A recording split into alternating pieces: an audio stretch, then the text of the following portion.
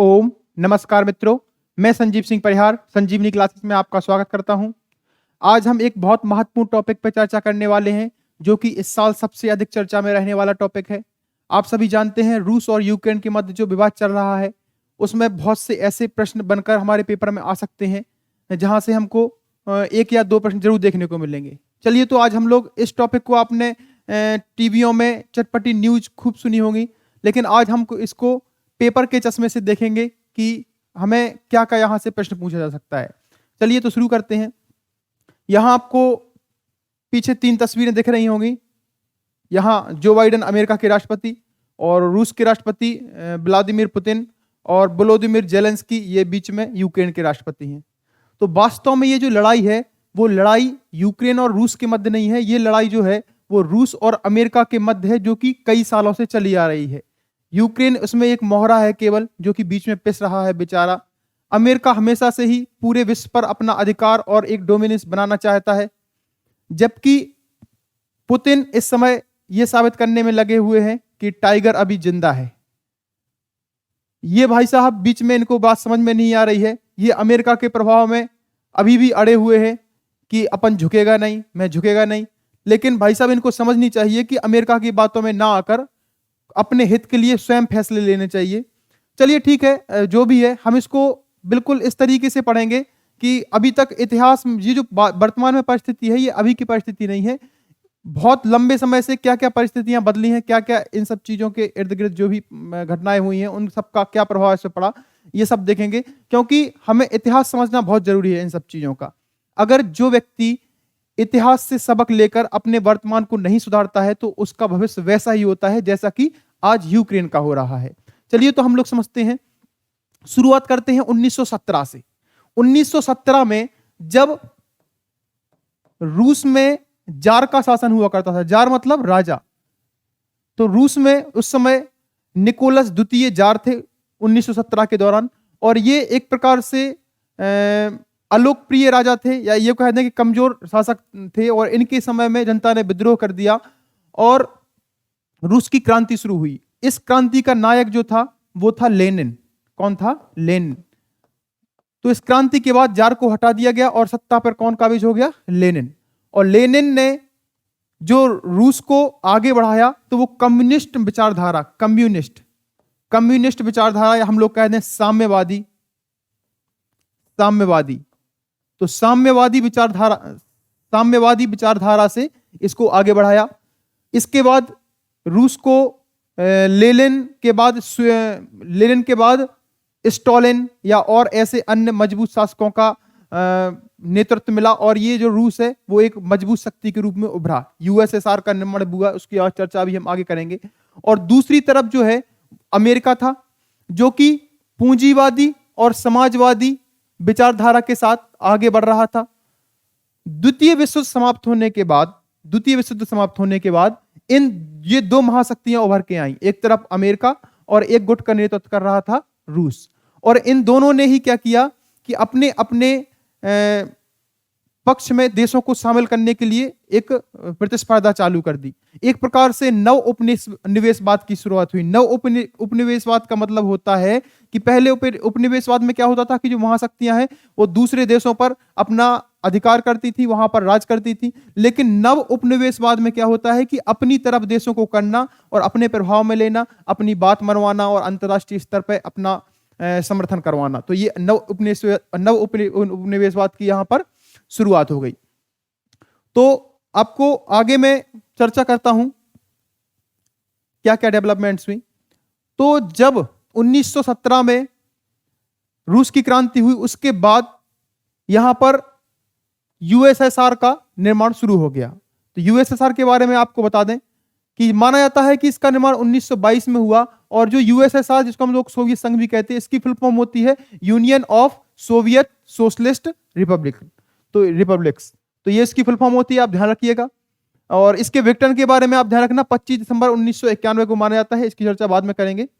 और चूंकि इसका विघटन इसलिए हो गया क्योंकि उस समय कमजोर राष्ट्रपति थे और पश्चिमी देशों और अमेरिका जैसे देशों के प्रभाव में आकर इसके जो यूएसएसआर के घटक देश थे उन लोगों ने भी विद्रोह शुरू कर दिया और अंततः 1991 में इसका विघटन शुरू हो गया। विघटन के दौरान जो राष्ट्रपति थे वो थे मिखाइल गोर्बाचोव। ये एक कमजोर राष्ट्रपति साबित हुए रूस के लिए, यूएसएसआर के लिए। यहाँ पर आप लोग देख रहे हैं कि ये जो पूरा मैप दिख रहा है ये यूएसएसआर का है, ठीक है। इसमें से 1991 में 15 देश बने, जिसमें सबसे बड़ा देश कौन सा था? रूस। रूस के अलावा ये जो 3 देश आपको यहां दिख रहे हैं इनको हम लोग कहते हैं बाल्टिक देश, क्योंकि यहां पर बाल्टिक सागर है इसलिए इन देशों का नाम पेपर में पूछा जाता है, आप ध्यान रखना ये बाल्टिक देश है, ठीक है। मैं भी दूसरे मैप में भी बताऊंगा इसको। बाल्टिक देशों में कौन कौन आते हैं? एस्टोनिया, लातविया और लिथुएनिया। तो ये 3 देश बने। इसके अलावा जो आपके पूर्व एशिया के देश कहलाते हैं बेलारूस, मोल्दोविया और यूक्रेन, तो ये पूर्व एशिया के 3 देश ये बने। इसके अलावा जो आपके ट्रांस काकेशियन देश थे, ट्रांस काकेशियन बोलते हैं इन तीनों को क्योंकि काकेशस पर्वत के उस पार हैं, तो इसमें जॉर्जिया, आर्मेनिया और अजरबैजान, तो ये देश है। इसके अलावा 5 देश जो है वो मध्य एशिया के देश बने, ठीक है, सेंट्रल एशिया या मध्य एशिया बोलते हैं जिसे हम। इसमें शामिल हैं आपके तुर्कमेनिस्तान, उज्बेकिस्तान, तजाकिस्तान, किर्गिस्तान और कजाकिस्तान। कजाकिस्तान ये सबसे बड़ा लैंडलॉक्ड देश है पूरी दुनिया का, इसकी चर्चा अभी आगे फिर करेंगे। तो आगे यहाँ पर मैंने मैप के द्वारा बता दिया, यहाँ पर लिस्ट है, इसको आप याद कर लेना क्योंकि आगे यहाँ से पेपर में प्रश्न आपसे पूछा जा सकता है, ठीक है। चलिए तो आगे देखिए, ये जो 15 देश हैं इनको आप याद कर लेना। जैसे मैंने बताया बाल्टिक देश ये 3 है, Estonia, Latvia, Lithuania. Trans Caucasian देश आर्मेनिया, अजरबैजान, जॉर्जिया। पूर्वी जो यूरोप के देश हैं वो बेलारूस, मोल्दोवा, यूक्रेन। और यूरेशिया में आपका रूस आ जाएगा। यूरेशिया का मतलब है यूरोप और एशिया, 2 शब्दों से मिलकर बना है, क्योंकि यूरेशिया इसको इसलिए कहते हैं क्योंकि यूरोप और एशिया ये दोनों महाद्वीपों में फैला हुआ है, इसलिए इसको नाम दे दिया है यूरेशिया। बहुत बड़ा देश है इसलिए आपको पता है दोनों यूरोप और एशिया में है, इसलिए यूरेशिया नाम हो गया रूस का। इसके अलावा सेंट्रल एशिया के जो देश हैं इनको हम लोग 5 ये नाम देते हैं, इनको ध्यान रखना आप लोग। कजाकिस्तान, किर्गिस्तान, तजाकिस्तान, तुर्कमेनिस्तान और उज्बेकिस्तान। चलिए आगे बढ़ते हैं। तो जब इनका विघटन हुआ तो इसके विघटन के पीछे जो एक बड़ी शक्ति जिम्मेदार थी वो थी नाटो। आपको मैं बता दूं कि जब 1945 के बाद, द्वितीय विश्व युद्ध के बाद, यूएसएसआर के प्रभाव को देखते हुए कुछ यूरोपीय देशों को डर था कि कहीं यूएसएसआर हम पर जो अपनी साम्राज्यवादी सोच है इसकी वजह से ये हम पर अधिकार न करे, हम पर आक्रमण न करे। तो एक ब्रुसेल्स की संधि हुई थी। कौन सी संधि? ब्रुसेल्स की संधि। ब्रुसेल्स की संधि हुई थी और इस ब्रुसेल्स की संधि में 5 देशों ने, इन 5 देशों में आपके फ्रांस, ब्रिटेन, नीदरलैंड, लग्जमबर्ग, ये आपको मैं नीचे इसका मैप दिखा देता हूं। ये जो देश है ना, फ्रांस, यूके, लग्जमबर्ग, बेल्जियम और नीदरलैंड, इन 5 देशों ने ब्रुसेल्स की संधि की और एक संगठन बना लिया जिससे कि अगर यूएसएसआर, ये जो है यूएसएसआर, अगर हम पर आक्रमण करे तो हम सभी एक साथ मिलकर उसका विरोध करेंगे। क्योंकि यूएसएसआर को प्रभाव को देखते हुए इन जो यूरोपीय देश हैं यहां पर भय का माहौल था। फिर बाद में क्या हुआ कि 4 अप्रैल 1949 को, कब? 4 अप्रैल 1949 को ऑफिशियली रूप से 12 देशों ने मिलकर इसकी स्थापना की, क्या की? नाटो की। तो आप ध्यान रखना तारीख, 4 अप्रैल 1949 में यूएसएसआर के प्रभाव को रोकने के लिए 12 देशों ने, इन 12 देशों के नाम मैं आगे बता रहा हूं अभी, तो इसकी स्थापना की नाटो की, ठीक है। और कहीं ना कहीं माना जाता है कि नाटो का ही रोल रहा यूएसएसआर को तोड़ने में, इसीलिए नाटो का हमेशा से रूस के साथ विवाद चलता रहा है, जो कि आज जो वर्तमान में परिस्थिति है उसके लिए भी ये इन दोनों का विवाद ही जिम्मेदार है मुख्य रूप से। तो चलिए हम लोग इसकी फुल फॉर्म जान लेते हैं। नाटो का फुल फॉर्म होता है नॉर्थ अटलांटिक ट्रीटी ऑर्गेनाइजेशन, उत्तरी अटलांटिक संधि संगठन, जिसको अन्य नाम हम लोग उत्तरी अटलांटिक अलायंस भी बोल देते हैं, नॉर्थ अटलांटिक अलायंस। और ध्यान रखना ये एक अंतर सरकारी सैन्य संगठन है। अंतर सरकारी का मतलब होता है कि देशों के मध्य ये सैन्य समझौता है। संगठन अलग अलग प्रकार के होते हैं, राजनीतिक या आर्थिक, लेकिन ये मुख्य रूप से कैसा है? सैन्य संगठन है, ठीक है।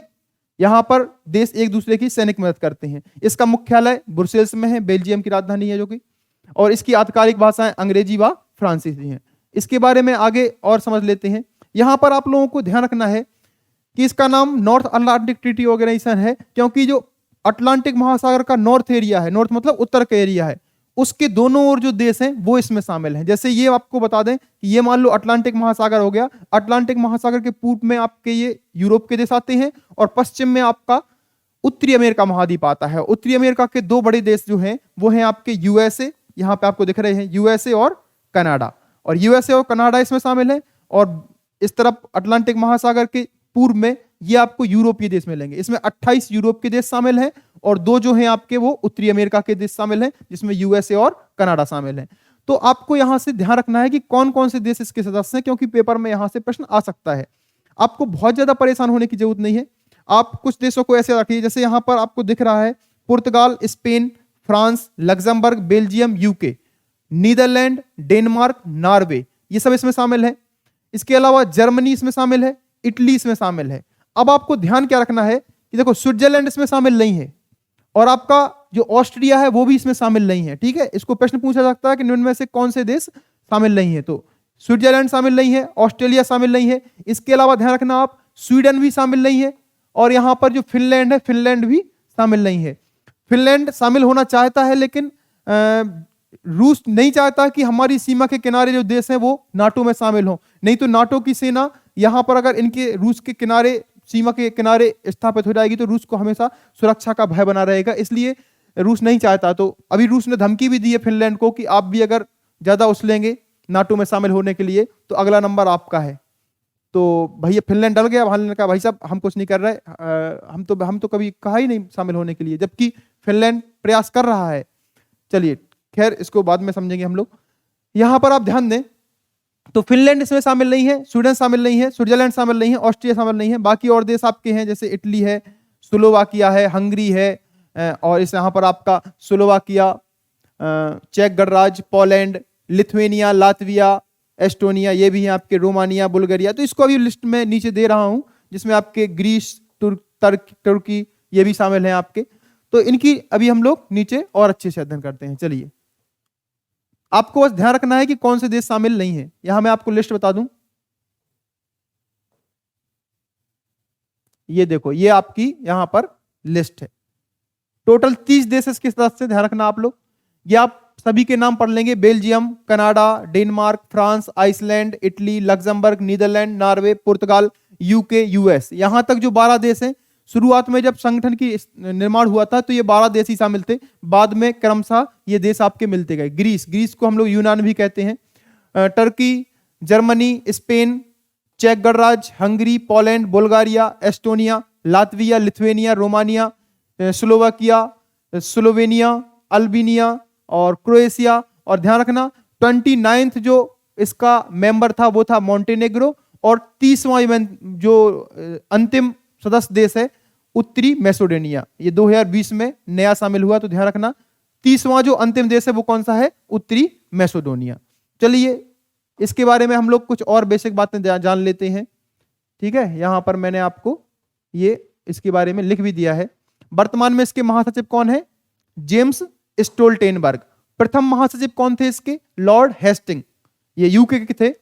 इसके बाद आप ध्यान रखना अनुच्छेद 5 में यह बताया गया है कि अगर किसी भी नाटो देश पर कोई दूसरा देश हमला करता है तो ये सभी नाटो देशों पर हमला माना जाएगा और सभी सामूहिक रूप से एक दूसरे की सुरक्षा करेंगे, मतलब दूसरे देश जो आक्रमण कर रहा है उसके खिलाफ लड़ेंगे। और ये जो अनुच्छेद 5 है ये केवल एक बार ही लागू हुआ। 9/11 का जो हमला हुआ था अमेरिका पर आतंकियों द्वारा, तो उस दौरान इसको लागू किया गया था पहली बार। 9/11 का मतलब होता है कि 11 सितंबर, अमेरिका में ये महीना पहले लिखा जाता है अमेरिकी स्टाइल में। तो आप ध्यान देना 11 सितंबर को अमेरिका में अलकायदा, 11 सितंबर, तो 11 सितंबर में अलकायदा के जो आतंकवादी थे उन्होंने 4 प्लेनों को हाईजैक कर लिया था जो कि वॉशिंगटन से न्यूयॉर्क की ओर जा रहे थे, जिसमें से 2 प्लेन उन लोगों ने न्यूयॉर्क की 2 बिल्डिंग्स हैं न्यूयॉर्क में, एक तो ट्विन टावर, तो ट्विन टावर की बिल्डिंग में एक प्लेन टकरा दिया, और एक आपका जो वहां पर एक और बिल्डिंग थी, कौन सी बिल्डिंग थी, हाँ, world trade centre, world trade centre. तो वर्ल्ड ट्रेड सेंटर और ट्विन टावर, इन दोनों में प्लेन को टकरा दिया। तीसरा प्लेन जाकर के जो अमेरिका का रक्षा विभाग का बिल्डिंग है, पेंटागन, वॉशिंगटन में है, तो इसमें टकरा दिया। चौथा प्लेन जो है वो पायलट्स ने आतंकवादियों से किसी प्रकार से अपना अधिकार आतंकवादियों से उस पर कंट्रोल ले लिया और उसको जाके खेतों में या खाली जगह पे गिरा दिया, जिससे कि और ज्यादा हानि होने से बच गई। भले ही प्लेन के सारे नागरिक मर गए, लेकिन बाकी और हानि होने से बच गई। तो इस दौरान जो है अमेरिका के राष्ट्रपति जॉर्ज बुश थे, इन्होंने इस जो ये आर्टिकल है अनुच्छेद 5, इसको लागू कर दिया। और फिर बाद में आपको पता होगा पाकिस्तान के एबटाबाद में जाकर अमेरिकी सेना ने अलकायदा के जो हेड थे लादेन, उनको जाके मारा था। इसके बाद अमेरिका ने घोषणा की थी कि जो तालिबान संगठन है, आतंकी संगठन अफगानिस्तान में पल रहा है, उसके खिलाफ एक्शन लिया जाएगा। और फिर आपने देखा कि कैसा अफगानिस्तान में क्या कैसा रहा, उसकी चर्चा अगली किसी वीडियो में करेंगे। तो ध्यान देना, ये अनुच्छेद 5 बहुत महत्वपूर्ण है। चलिए आगे जो है, इसके सदस्य संख्या कितनी है? 30 है। और मैंने बताया 30वां जो देश है वो कौन सा है? उत्तरी मैसेडोनिया। ठीक है, चलिए शुरुआत में 12 देश थे, इसकी भी चर्चा कर चुके हैं हम लोग, ये आपने मैप भी देख लिया है। चलिए अच्छा, ये ध्यान रखना आप लोग, एक वारसा की संधि हुई थी। वारसा की संधि 1955 में हुई थी, नाटो को काउंटर करने के लिए यूएसएसआर ने की थी, लेकिन ये सक्सेस नहीं हुई। बाद में इसके सदस्य देश ही खुद नाटो में मिल गए। तो आप ध्यान रखना, वारसा संधि 1955 में हुई थी, ये नाटो के खिलाफ एक जवाब के रूप में इसको बनाया गया था। आगे देखते हैं, जब यूएसएसआर टूट गया तो उसके बाद एक बुडापेस्ट समझौता हुआ, बुडापेस्ट ज्ञापन 1994 में। इस बुडापेस्ट सम्मेलन में क्या हुआ? बुडापेस्ट समझौते में कि रूस और पश्चिमी जो देश थे जिनके पास परमाणु हथियार थे, इन लोगों ने एक संधि की और यूक्रेन से कहा कि आप अपने जितने भी परमाणु हथियार हैं वो रूस को दे दीजिए और आपकी सुरक्षा की गारंटी हम लेते हैं। आप सोचिए कितनी मजाक की बात है आज के समय में, अगर कोई बात ये सोचे कि उस समय यूक्रेन ने रूस को अपने परमाणु हथियार दे दी थी और रूस ने गारंटी ली थी कि आपकी सुरक्षा की जिम्मेदारी हम लेते हैं, और बाकी पश्चिमी देशों ने भी जिम्मेदारी ली थी। और आज आप देख रहे हैं कोई भी सहयोग नहीं कर रहा है, जबकि रूस तो खुद हमला ही कर रहा है। तो आप ध्यान रखना, ये इसलिए तो हमारे वेदों में, हमारी संस्कृति में हमेशा कहा गया है कि हम लोगों को शस्त्र और शास्त्र दोनों साथ में रखने चाहिए। एक हाथ में शास्त्र, एक हाथ में शस्त्र, क्योंकि हम लोग भले ही किसी पर आक्रमण नहीं करना चाहते, किसी पर आक्रमण करने के लिए नहीं, लेकिन अपनी रक्षा के लिए हमें शक्ति संपन्न होना आवश्यक है। शक्ति का कभी त्याग नहीं करना चाहिए। बलम उपासवा, बल की उपासना करनी चाहिए। भले ही हम किसी पर नाजायज, किसी को सताने के लिए, किसी पर अधिकार जमाने के लिए ताकत का प्रयोग नहीं करेंगे। स्वामी विवेकानंद भी कहा करते थे, उठो जागो और ताकतवर बनो, क्योंकि बलि हमेशा बकरे की दी जाती है, शेर की नहीं। तो अगर बकरा बनोगे तो बलि तो चढ़ेगी ही। चलिए, यही हो रहा है आज यूक्रेन के साथ। 2014 में यूक्रेन में लोकप्रिय क्रांति हुई थी एक, और यहां पर जो उस समय के राष्ट्रपति थे जिनका नाम था विक्टर यानुकोविच, ये रूस के समर्थक राष्ट्रपति थे, ये रूस के समर्थन में रहते थे। और यूक्रेन की कुछ जनता थी जो पश्चिमी देशों का समर्थन करती थी, अमेरिका और यूरोपीय देशों का। तो उन लोगों ने इनके खिलाफ विद्रोह कर दिया और इसको हम लोग लोकप्रिय क्रांति बोलते हैं। इस दौरान इनको अपना पद छोड़ना पड़ा और ये पद छोड़कर अपना रूस की शरण में चले गए। अभी भी ये रूस में निर्वासित हैं, रूस में रह रहे हैं। रूस अभी चाहता है कि इनको हम दोबारा से यूक्रेन का राष्ट्रपति बना दें और वहां पर अपने जो अपने हितों वाली सरकार है उसको वहां पर बैठा दें। जबकि वर्तमान में जो सरकार है जेलेंस्की की, वो माना जाता है कि वो प्रो यूएस है, प्रो यूरोपियन देशों के पक्ष में रहती है। और जबकि जो आपकी इनकी सरकार थी ये प्रो रसिया थी। तो रसिया यही चाहता है आज के समय में। ये इसका कारण ये था क्रांति का कि ये जो राष्ट्रपति है विक्टर यानुकोविच, ये यूक्रेन को यूरोपियन यूनियन में शामिल नहीं करना चाहते थे, जबकि जनता मांग कर रही थी कि हम यूरोपियन यूनियन में शामिल हो जाएं, क्योंकि यूरोपियन यूनियन एक संगठन है 28 देशों का। अब तो इसमें से एक घट गया है, तो अब वर्तमान में 27 बचे हैं, क्योंकि ब्रेक्जिट के बाद ब्रिटेन इससे अलग हो गया। 1993 में इसकी स्थापना हुई थी यूरोपियन यूनियन की, यूरोपियन EU बोलते शॉर्ट में, यूरोपियन यूनियन की 1993 में। और ये एक प्रकार से नाटो का प्रवेश द्वार माना जाता है, क्योंकि अधिकतर इसके देश नाटो में शामिल हैं। तो जब इसमें कोई देश शामिल हो जाता है तो संभावना बढ़ जाती है कि वो भविष्य में नाटो में भी शामिल हो जाएगा। तो चूंकि इन्होंने विक्टर यानुकोविच ने विरोध किया था यूरोपियन यूनियन में शामिल होने का, जिस वजह से ये क्रांति हुई। चलिए खैर आगे बढ़ते हैं।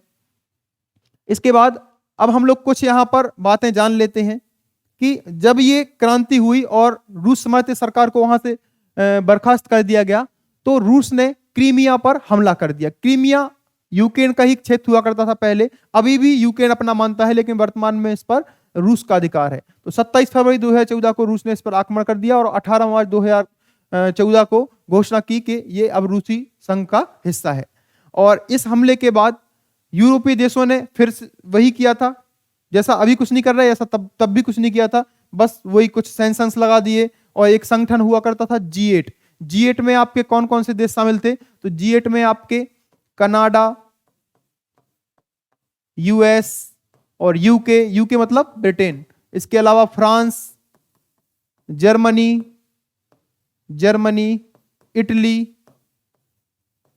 इटली के बाद आपका यहां पर जापान भी था, जापान और रूस।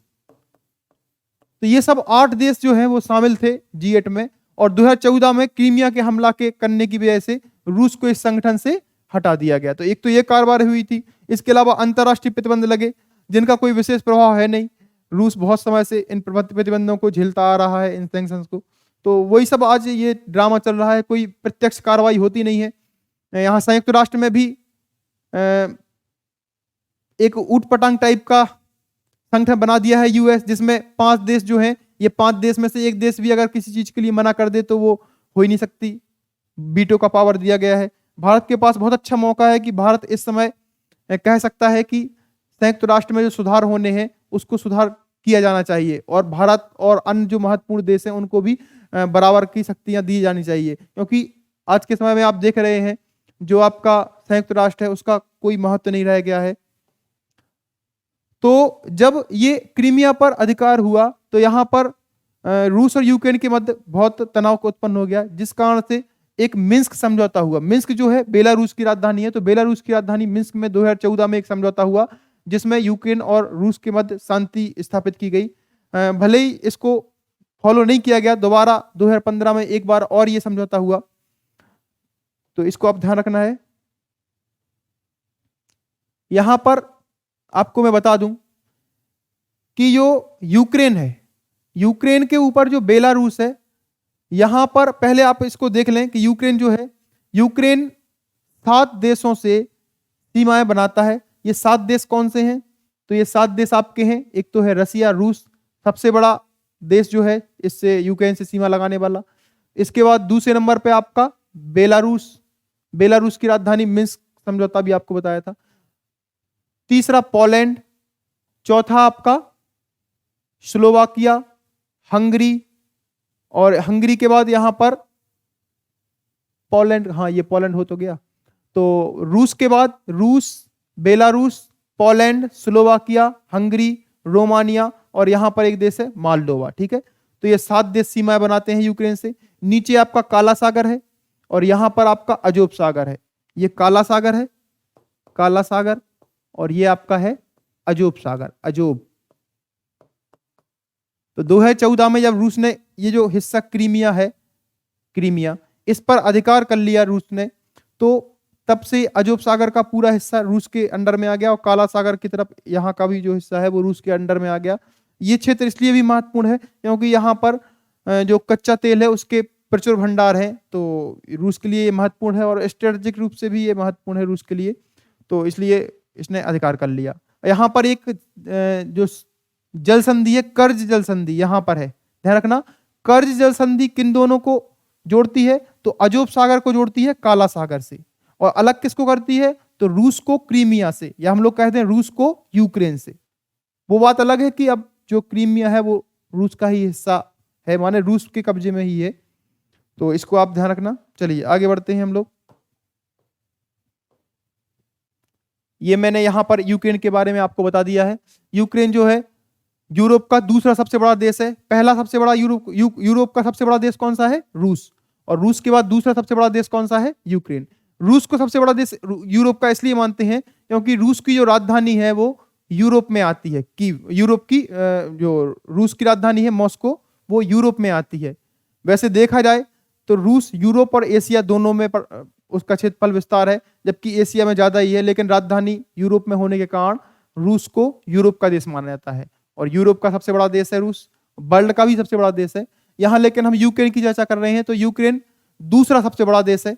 ठीक है, चलिए, यूक्रेन को यूरोप की रोटी की डलिया भी कहा जाता है क्योंकि यहाँ पर बहुत मात्रा में गेहूं और अनाज पैदा होता है। राजधानी कीव है, कीव को नगरों की माँ भी कहते हैं। नाइपर नदी के किनारे बसा हुआ है ये, नाइपर नदी के तट पर। इसके अलावा यहाँ की मुद्रा क्या है? रिवनिया लिखा हुआ है, रिवनिया, रिवनिया यहाँ की मुद्रा है। राष्ट्रपति बहुत फेमस है, व्लादिमीर जेलेंस्की। इनकी भी बहुत इंटरेस्टिंग कहानी है। ये एक कॉमेडी शो करते थे यूक्रेन में, और उस कॉमेडी शो में ये मुख्य किरदार थे, और इनके कॉमेडी शो का नाम था servant of the people. Servant of the people. Servant of the people नाम का इनका एक शो आता था, कॉमेडी शो। उसमें ये लीडर की भूमिका करते थे, और उसमें बताया गया कि कैसे उस लीडर ने अपने देश में जो राजा है निरंकुश और जनता को पसंद नहीं आने वाला, उसको कैसे इन लोगों ने भ्रष्टाचारी राजा को हटाकर, और ये जो लीडर थे इसके, इन्होंने देश का शासन संभाला और जनता को खुशहाल किया। तो ये जैसा भी उसमें शो में दिखाया गया था वो रियल में हो गया, जब इन्होंने 2019 में इसी नाम से अपनी पार्टी बनाई। इनने अपनी पार्टी किस नाम से बनाई थी? इसी नाम से, जिस नाम से इनका शो था, सर्वेंट ऑफ द पीपल। तो इसी नाम से इन्होंने पार्टी बनाई और ये जीत भी गए, और जो जो शो में इन्होंने दिखाया था वो रियल में भी इन्होंने करके दिखा दिया। तो एक प्रकार से ये बहुत इंटरेस्टिंग कहानी है इनकी। और इसके प्रधानमंत्री डेनिस सिग्मल हैं, इनको ध्यान रखना थोड़ी थोड़ी, क्योंकि चर्चा में है तो पूछे जाने के चांस है। रक्षा मंत्री ओल्सकी रेजनिको, थोड़ा अलग टाइप के नाम होते हैं तो बोलने में अटकते हैं, आप बस इसको एक बात ध्यान रखिए, पढ़िए।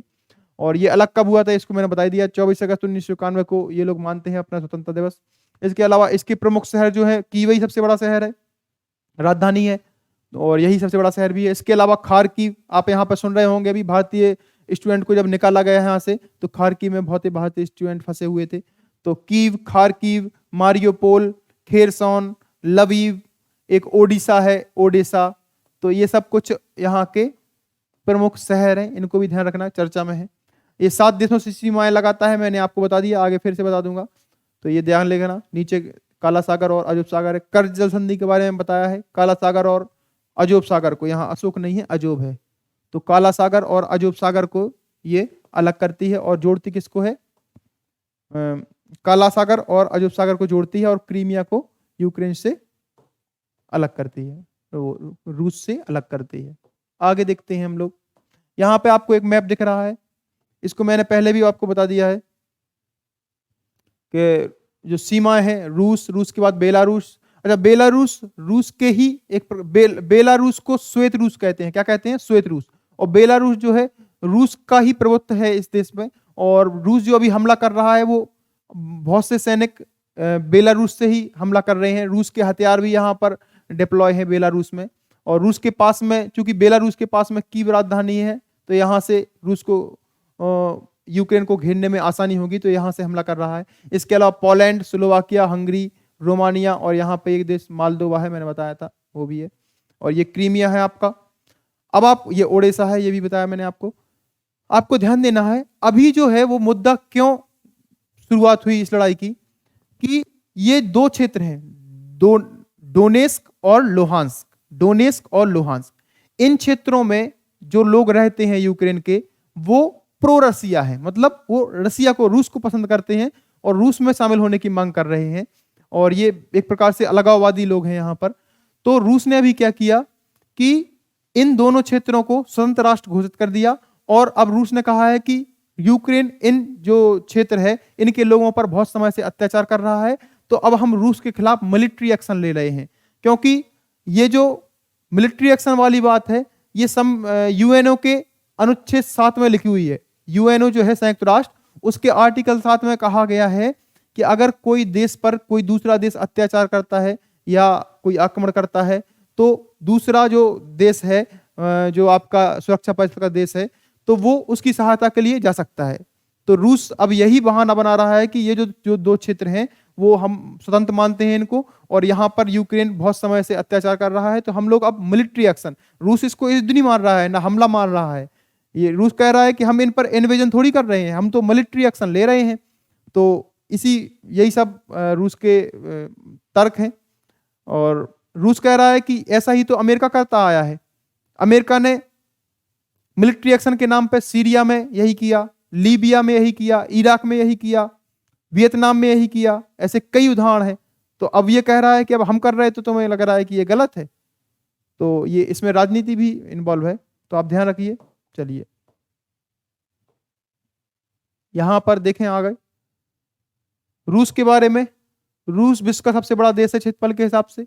व्लादिमीर पुतिन यहाँ के राष्ट्रपति, राजधानी मास्को, मास्कोवा नदी पर है, रूबल मुद्रा है, संसद को डीमा बोलते हैं, खुफिया एजेंसी जेआरयू है। जेआरयू जैसे भारत की रॉ है, अमेरिका की सीआईए है, पाकिस्तान की आईएसआई है, इसराइल की मोसाद है। तो इसी प्रकार से खुफिया एजेंसी यहाँ की कौन सी है? जेआरयू।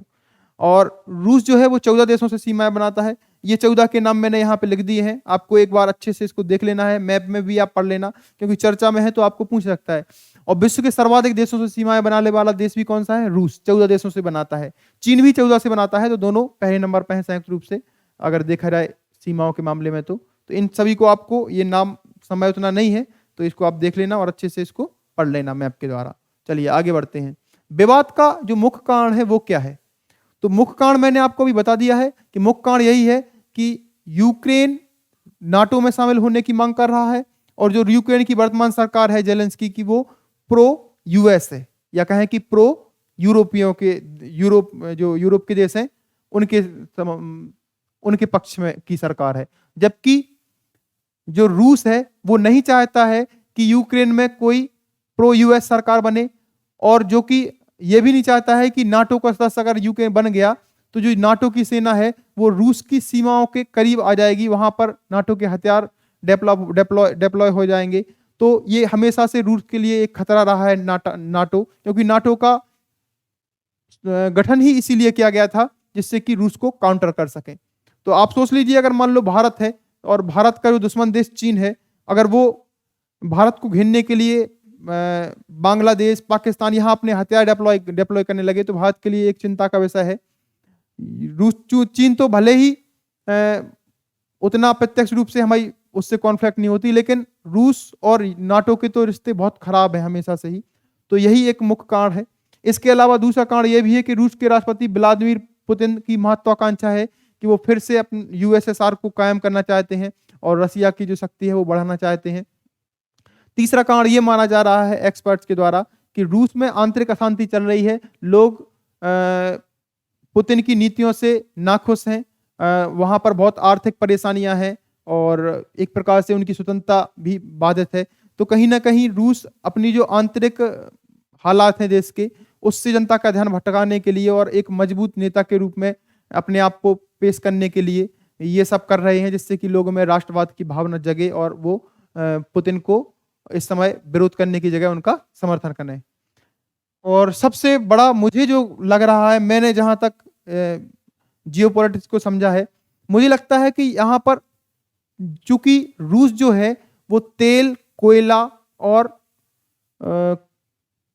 जो आपका गैस है, प्राकृतिक गैस, उसका एक बहुत बड़ा उत्पादक देश है, और रूस पर आर्थिक प्रतिबंध लगाकर अमेरिका चाहता है कि इसको कमजोर किया जाए। लेकिन रूस में जो तेल और गैस है, इसकी वजह से रूस अपना डोमिनेंस बनाए है, तो अमेरिका कहीं ना कहीं रूस पर प्रतिबंध लगाकर और उसको कमजोर बनाना चाहता है।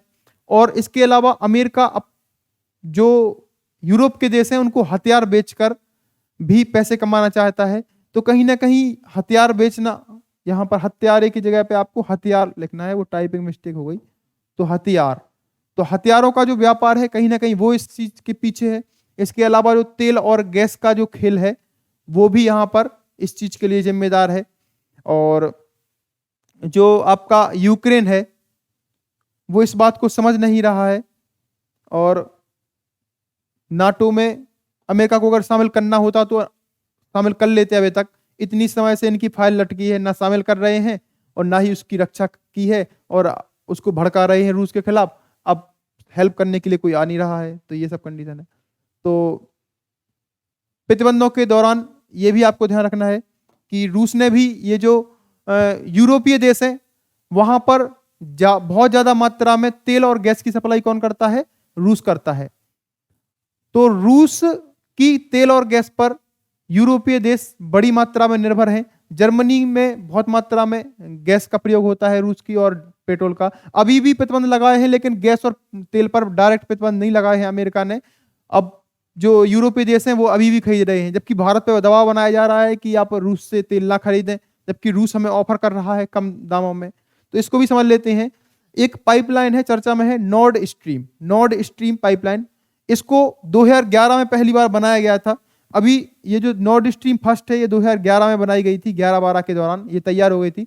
और अभी दूसरी लाइन जो यहाँ पर बिछाई जा रही है नॉर्ड स्ट्रीम 2, तो इस पर अभी प्रतिबंध लगा दिया है रूस ने। तो इसको ध्यान रखना आप। ये यहाँ पर बाल्टिक सागर से होती है, रूस से जर्मनी, तो रूस और जर्मनी के मध्य है, ठीक है।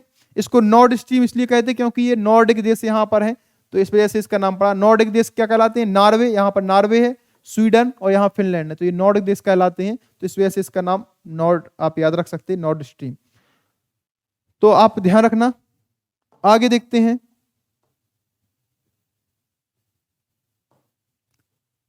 ये मैंने आपको बता दिया कि इन दो क्षेत्रों को रूस ने स्वतंत्र घोषित कर दिया था, अभी डोनेस्क और लुहांस्क को।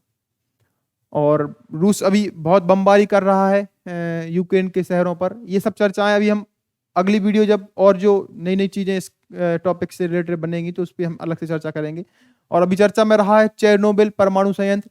चेरनोबिल एक शहर है यूक्रेन का, वहां पर 1986 में एक दुर्घटना हुई थी जो कि विश्व की बड़ी परमाणु दुर्घटनाओं में से एक मानी जाती है। तो अभी फिर से यहाँ पर बमबारी हुई है, तो यहाँ पर कब्जा कर लिया है रूस ने।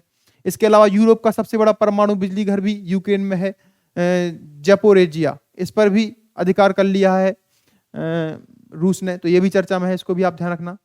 और अभी रूस को बहुत से प्रतिबंधों का सामना करना पड़ रहा है, जिसमें से एक आपका स्विफ्ट बैन है। स्विफ्ट जो है इसका फुल फॉर्म होता है society for world wide inter bank financial. इससे क्या होता है कि जो अंतरराष्ट्रीय लेन देन होता है, मुद्राओं का एक्सचेंज होता है, वो इसी के माध्यम से होता है। तो इस पर बैन लगाने से रूस की अर्थव्यवस्था पर बहुत बुरा प्रभाव पड़ रहा है। और इस वजह से आप ध्यान रखना कि ये चर्चा में है बहुत ज़्यादा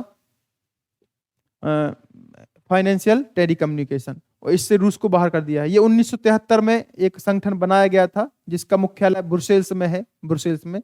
तो ये ध्यान रखना कि ये भी बहुत चर्चा में है। और रूस को फीफा वर्ल्ड कप और फीफा वर्ल्ड कप से भी बाहर कर दिया है, और अन्य खेल संस्थाओं ने भी रूस को बाहर करने का फैसला लिया है। तो इन सबको आप ध्यान रखना, बहुत से प्रतिबंध रूस पर लगाए जा रहे हैं। ऑपरेशन गंगा, ऑपरेशन गंगा ध्यान रखना। भारतीय छात्रों को जो यूक्रेन से निकालने के लिए जो ऑपरेशन चलाया गया उसका नाम क्या है? ऑपरेशन गंगा। इसमें भारत के 4 मंत्रियों का एक समूह यूरोप में भेजा गया, जिसमें आपके जो नागरिक उड्डयन मंत्री हैं, कौन है? ज्योतिरादित्य सिंधिया, तो उनको भी भेजा गया। तो ये पूरा सामान्य मैंने आपको इसके बारे में बताया। आगे इस पर और भी जो डेवलपमेंट्स होंगी इनकी भी चर्चा हम लोग करते रहेंगे। और आप लोग सोच रहे होंगे कि कोई यूक्रेन की मदद करने के लिए क्यों नहीं आ रहा। इसलिए नहीं आ रहा है क्योंकि कोई कभी भी यूरोपीय देश या जो अमेरिका है वो अपना नुकसान कभी नहीं चाहता है। और एक प्रकार से ठीक भी है, अगर मान लो कि अमेरिका डायरेक्ट इस लड़ाई में इन्वॉल्व हो गया या कोई यूरोपीय देश में इन्वॉल्व हो गया, तो ये जो युद्ध है वो विश्व युद्ध में बदल सकता है, और जो परमाणु हथियार है उसका भी प्रयोग होने का डर है। कोई फिल्म तो है नहीं कि हम लोग भले ही कह देते कि अब वो क्यों नहीं उसके साथ में लड़ रहा, लेकिन परिस्थितियां बहुत बेकार हो जाएंगी।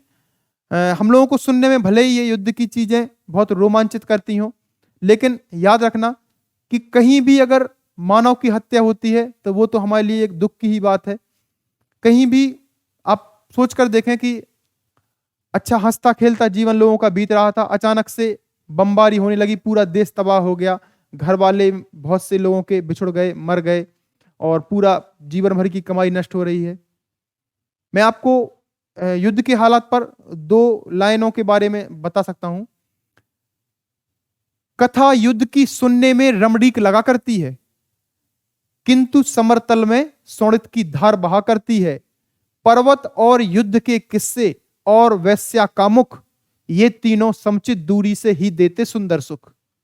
तो दूर से भले ही रोमांचित करती हैं युद्ध की कहानियां और खबरें, लेकिन वास्तविकता में वहां क्या हालात हैं इसको समझना बहुत मुश्किल है। और भारत प्रयास कर रहा है, हमेशा से ही भारत किसी गुट में शामिल नहीं रहा, गुट निरपेक्षता की नीति अपनाई है।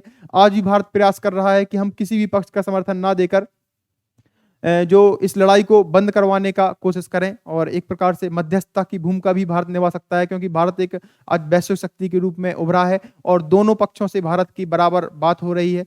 तो हो सकता है भविष्य में मोदी जी अपने जाएं और दोनों के बीच जब शांति समझौता हो तो इसकी अध्यक्षता मोदी जी करें। फिर यूक्रेन वहां बताएगा कि भाई साहब इनने हमें बहुत मारो, फिर रूस कहेगा नहीं नहीं ये बहुत सीधे बन रहे, इनने भी कम हमारे खिलाफ साजिश नहीं की, अमेरिका को बुलाया, हमारे यहाँ पर साजिश कर रहे हैं। तो ये सब कहानी आगे क्या होती हैं देखते हैं। और आपको अगर टॉपिक अच्छा लगा हो तो चैनल को सब्सक्राइब कीजिए, लाइक कीजिए और इसको शेयर भी कीजिए आप। मैं आपको और भी आगे इस पर जो डेवलपमेंट्स होंगी उस पर वीडियो लाता रहूँगा। धन्यवाद।